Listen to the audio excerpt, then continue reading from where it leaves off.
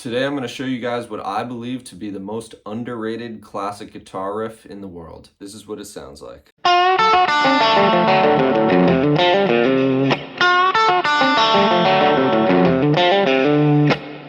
This riff is from the song Don't Stop to Watch the Wheels by the Doobie Brothers. So I believe Jeff Baxter wrote this riff. And one of the reasons I love it so much is that it sounds like just a classic hard blues rock riff, but it's creative in the sense that it uses a lot of open strings and is in a different tuning. I remember the first time I heard it when I was little, I was like, I needed to learn it. I also couldn't really find anywhere online that shows you how to play it. So here you go. All right, let me show you what's going on. I'm tuned down to open D. So instead of E, A, D, G, B, E, we have D, A, D, F sharp, A, D. This is open D tuning.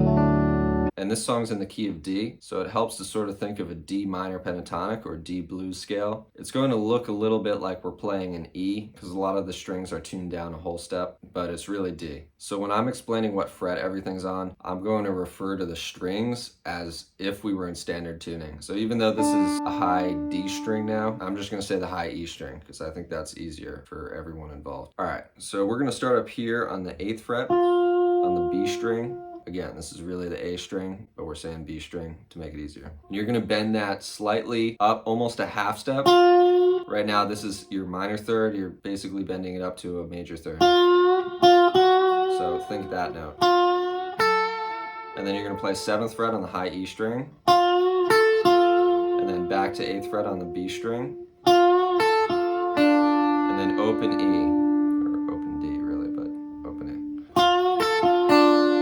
While you're plucking that open E, you're going to come down here to the 6th fret on the G string, and then play an open B.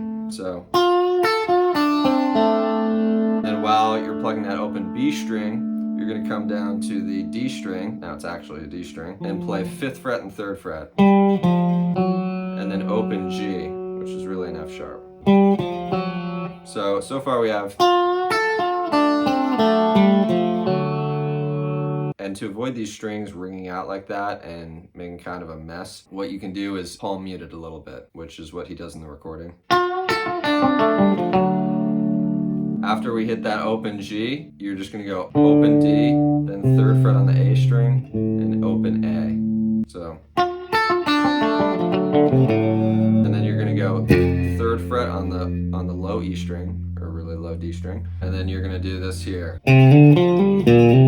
Hammer on from the 3rd fret to the 5th fret on the A string. And then the same thing on the D string. Hammer on from the 3rd fret to the 5th fret. And then back to the A string, we're going to hammer on from the 1st fret to the 3rd fret.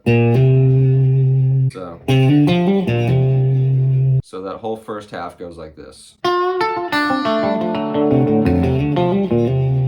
And then the second half of the riff is the exact same thing, except instead of at the very end hammering on from the 1st to the 3rd fret on the A string, you hammer on from the 3rd fret to the 5th fret again. So the second half is...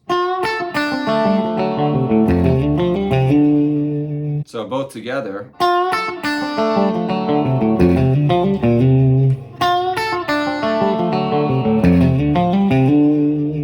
I'm pretty sure he uses a pick for this riff, but anytime you're using open strings like this, you can experiment with hybrid picking. So you can pluck that high E string with your middle finger. Anytime you have an open string, you can pluck it with your middle finger.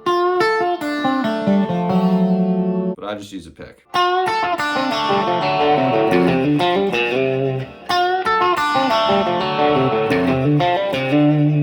And that is what I believe is the most underrated guitar riff. Thank you guys for watching. Like, subscribe, leave a comment, all that good stuff. Till next time.